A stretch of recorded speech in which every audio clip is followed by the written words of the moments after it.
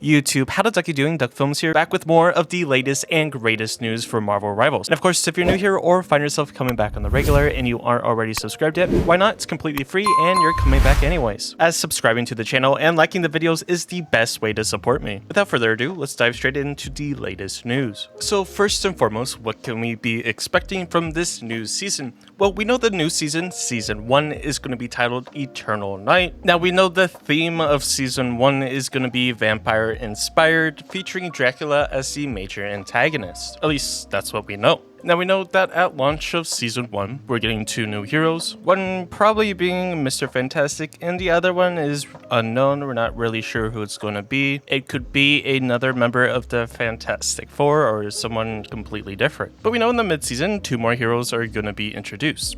Maybe including Bade, or maybe including the rest of the Fantastic Four. No one really knows. All we know is that they're not instantly releasing all of the heroes right out the gate, so you can have some time to experiment and play the new characters, and certain characters won't be getting picked instantly. Now honestly, I like characters being introduced gradually so that players can stick to the game and wait and anticipate for the next hero. So we know that the Season 1 trailer release will be January 6th at 7 PM PST, which on the day I'm recording this is tomorrow, and the day you're watching this video is the trailer is released today. Now on January 7th, the following day, we have the dev blog discussing buffs and nerfs, Mr. Fantastic promotional video and skins, and Invisible Woman promotional video and skins as well, which these promotional videos I can only assume will be showcasing some of the abilities, not necessarily the name of the abilities, but just showing how they work. And of course, you can't have any promotional video without skins. It is a free-to-play game, so they gotta make money somehow.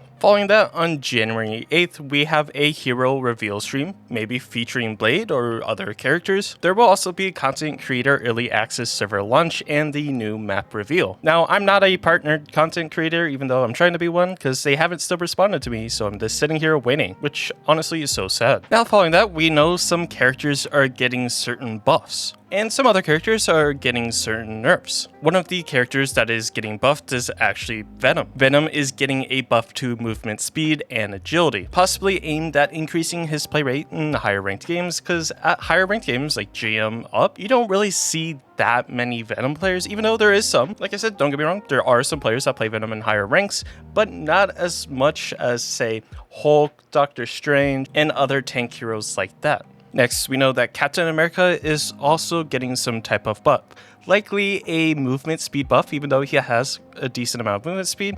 He seems to lack in other areas. Then potentially he might be getting a buff to his primary attack, which is the close range melee, that after a bit turns into the long range shield toss. Now of course this isn't 100% set in stone, but this is what we might know. Now another character that's getting buffed that's been linked around is Wolverine. Now Wolverine already functions as a tank buster thanks to his percentage based damage, and quite honestly a lot of players have shown just the true power that Wolverine can actually do. Now I don't know necessarily if he really needs a buff. Now some buffs that he might be getting could improve his overall effectiveness, though the specifics are unclear. Now we also know that Storm is going to be getting a buff finally. Now trust me, I love playing Storm. She's probably one of my favorite heroes in the entire game, but she is definitely on the weaker side. She is considered one of the weakest characters, so she's likely receiving major improvements to make her more competitive. Whether that being straight buffs or just a complete overhaul of her abilities, who really knows? But we know that she is getting some type of change. Now, Cloak and Dagger is also a character that is getting a buff. Now, this buff is most likely aimed at making them more viable compared to top tier healers like Luna Snow and Mantis, because in comparison to Luna Snow and Mantis,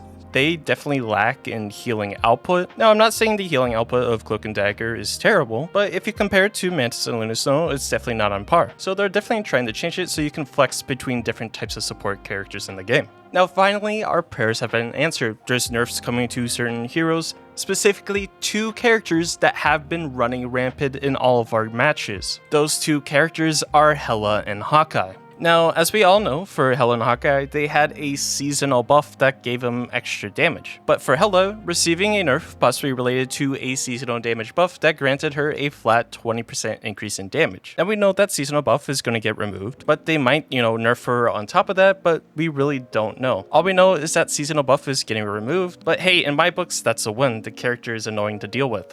Just like Hela, Hawkeye is in the same similar boat. He also had a 20% damage buff that will be likely removed or adjusted. Again, he also had the seasonal buff for the 20% damage. Now, I'm not really sure why they did this seasonal buff. Hopefully they can change it in some way, shape, or form, but who really knows? Now, another thing I would like them to see is, honestly, I want some type of health regen. Now I know not having the health regen makes strategists a lot more prominent, and meaning you really want to have a strategist on your team because you're not getting health back. I will say it gets pretty annoying when there's certain players that are pretty stubborn to change. No one wants to heal, essentially. I mean, don't get me wrong, sometimes I don't want to heal, and I'm not saying it's the worst thing in the world, but having no health regen at all does get a little bit annoying, but that's just my take.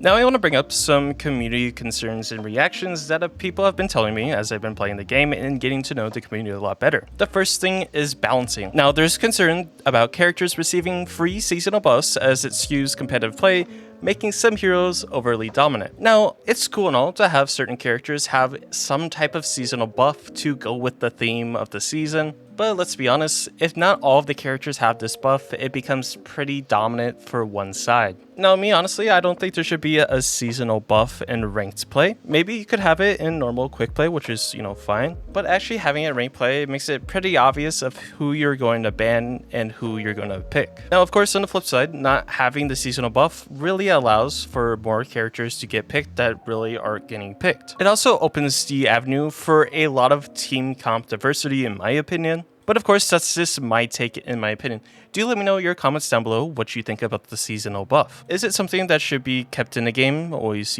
changing seasons for certain characters to be buff, stronger, or weaker? Or should they just completely get rid of it and have all the characters on an even playing field? Now, another major topic that people have brought up is that 4 new heroes per season. Now, 4 new heroes seems amazing on paper, but in execution, it could be rather difficult, as the initial pace of hero releases seems aggressive, with skepticism about whether this can be maintained for future seasons. Because I feel as this game grows bigger and bigger, a lot more characters are gonna have to start being introduced. At least that's what I think. But as more and more demand comes, it's definitely gonna be harder to keep up with. Having to sit there and tweak 4 characters every single season could be rather difficult to achieve. I just feel like it could be rather difficult to keep up with everything, as there's a lot of constant and variables that the devs are gonna have to deal with and the community is gonna have just to sit with.